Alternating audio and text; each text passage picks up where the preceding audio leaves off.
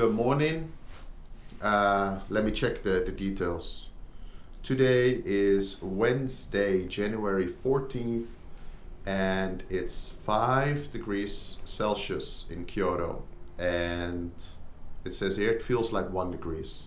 That's definitely true. So luckily I got my warm stove here. And a cup of tea.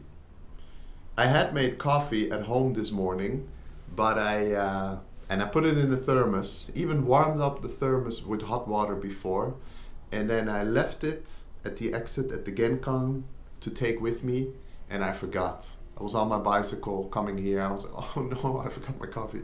So at least I could make some tea here. Yeah, so I'm in Tobakaido now, and I'm working on a personal project which is exploring the FukaKusa area. FukaKusa is an area in Kyoto City, and it's if you look at Kyoto Station, it's to the southeast. And the reason I'm very interested in this area is because 2 or 3 years ago I met a Japanese man who was working together with his community near Fujinomori Station to revitalize the area. Sadly, a lot of the older shops over there have shut down. I think because some of them are not really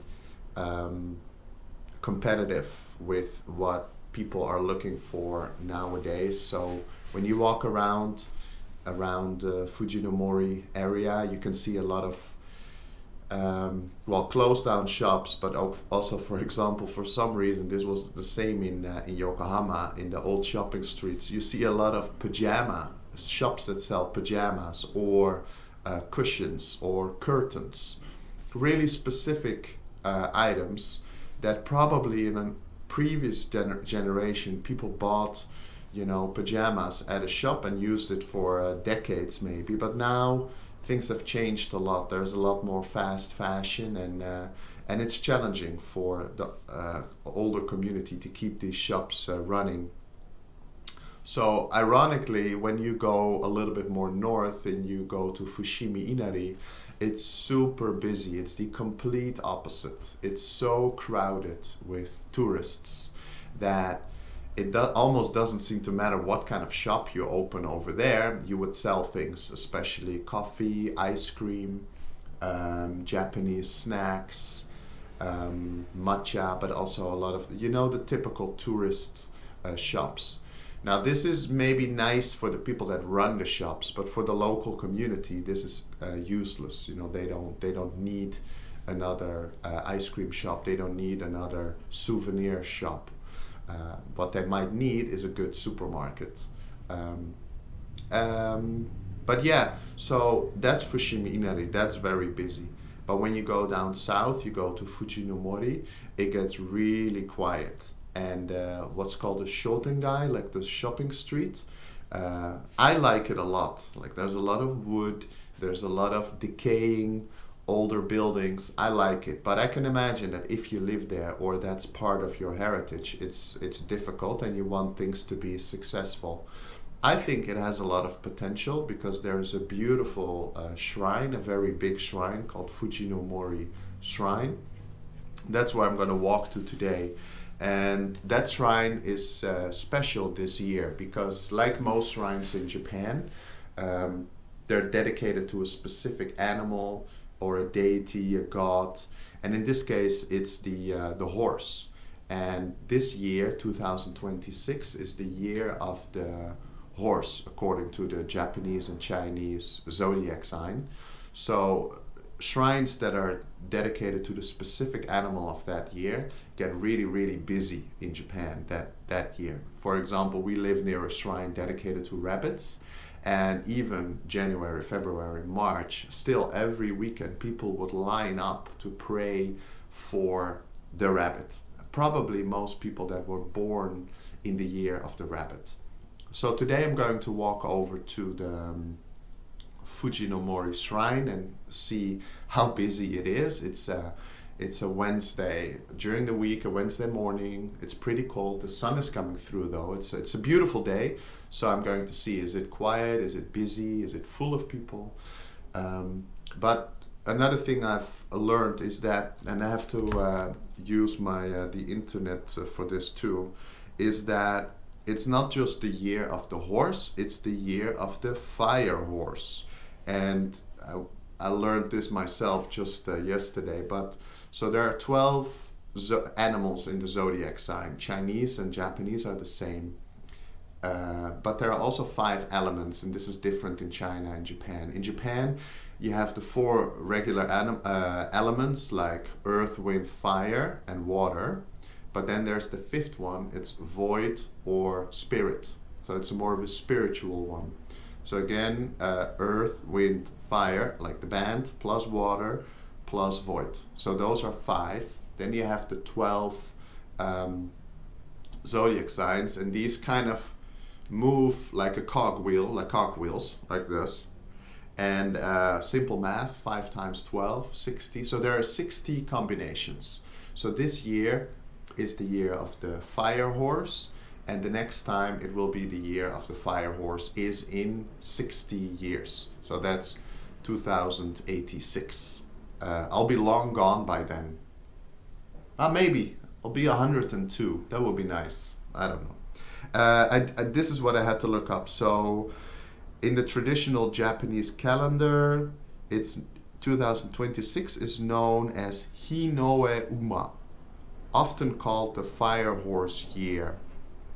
And this, so the horse is about movement, strength, and the ability to travel far.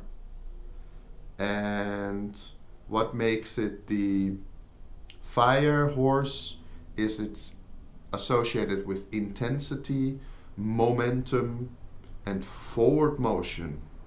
Wow, that's great, because today I'm going, surprise, surprise, to walk and then hike. So I'm going to walk first to Fujinomori station, see, kind of get a glimpse of what the shopping street is now, and then Fujinomori shrine to see the horse. And then I'm going to go into the FukaKusa area and see the more of the natural landscape. Anything else? Oh, there's one thing that I'm kind of curious about, because I looked at the map and there's an expressway called the Meishin Expressway, and I was just wondering if I can go underneath, or if there's a tunnel, or how I would pass this expressway. But we'll see about that when we get there. All right, thank you.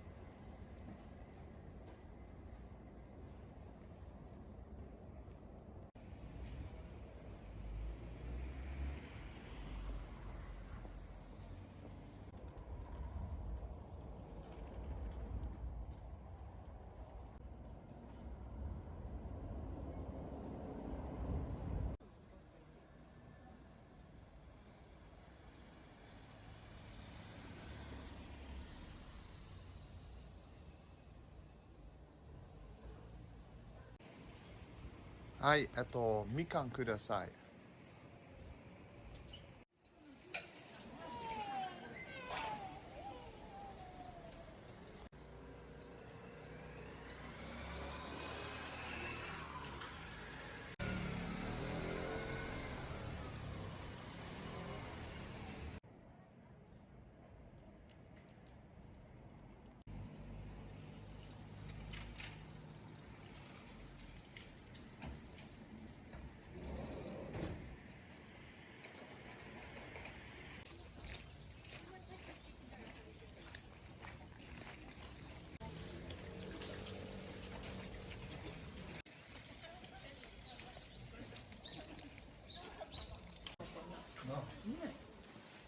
両サイドに置いてはるよね、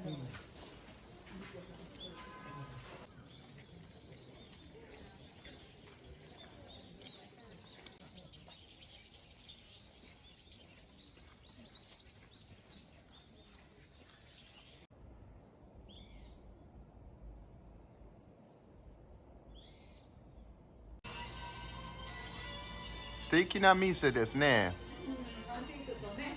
カフェと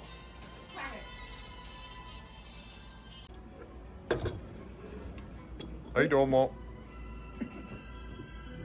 カンフロムどちらからですか？これはカンフロム。あ、オランダ。オランダ。おお。行ったことある？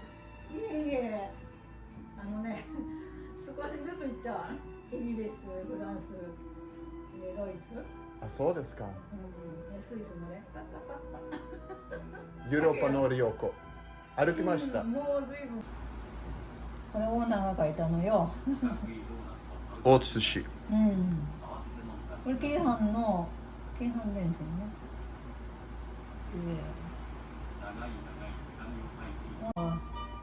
北小松にね、水泳場があったの。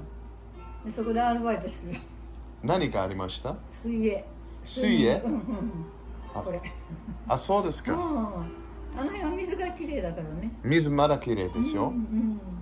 魚多い。その頃はね、道も全然整備できてなくて、すごい渋滞。一本しかなかったからね。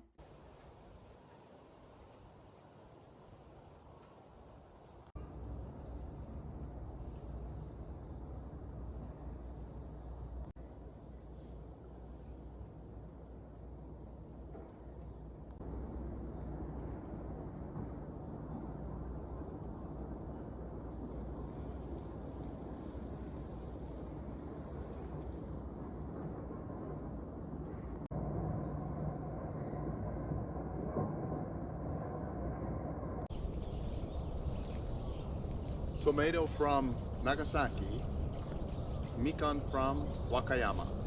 I don't know if that's shopping locally, but at least it's in one country.